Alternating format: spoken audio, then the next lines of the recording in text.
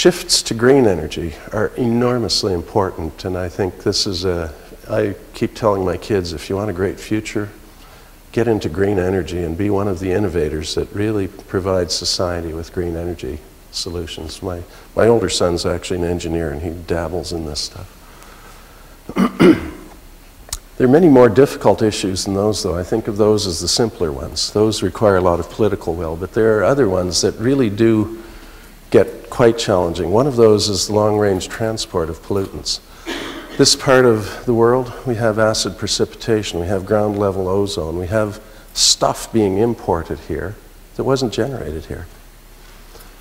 The prevailing winds are from the southwest in this region, so we get the deposition and the movement of pollutants into this area. How do you control that? If you're in bilateral negotiation, it's usually multilateral because it's usually not just two parties, it's many parties involved. How do you actually get people motivated to take any action? Oh, it's his problem. No, it's his problem. You know, it becomes very difficult. That's compounded by issues of multiple jurisdiction, and one of the wonderful things that I've discovered here in Kitchener-Waterloo is the degree of cooperation, the degree of communication between the various levels of municipal and regional government. Carl and his counterparts in the other communities, I think, are doing a fabulous job of talking to one another, trying to cooperate on important issues. I don't think that's the norm, though.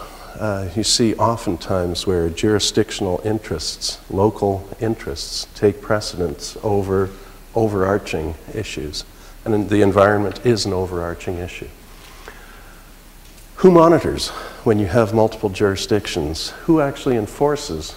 Who advocates for the larger environmental issues? I'm delighted to see so many of you here. I think that's the hope for the future. I believe that people power is one of the most important of the ways in which we can address some of these issues. Public awareness and education, and that's what's happening here today and happens probably in your lives almost every day. Public pressure is enormously important in this regard, and we're seeing increasingly the environment rise on the public consciousness, and that's a good thing. I believe it's essential to start public education with kids right early on, and increasingly we're seeing that, and I think that's a tremendous thing. I think public policy frameworks are also especially important. What can public policy do in terms of altering our, not only consciousness, but our actions with respect to the environment? I believe that taxation incentives, the example I give here, are enormously important. In Germany, they've been trying to get ethanol and hydrogen and various other forms of fuel into the system, and they've actually done tax incentives that are enormous. The same is true in Japan. And they're making very much greater strides because of it than we are here. I think these are important tools that our public bodies can use to make changes in the behavior, not only of consumers, but also producers and our economic systems. So they've been very powerful elsewhere. I think we can learn a lot.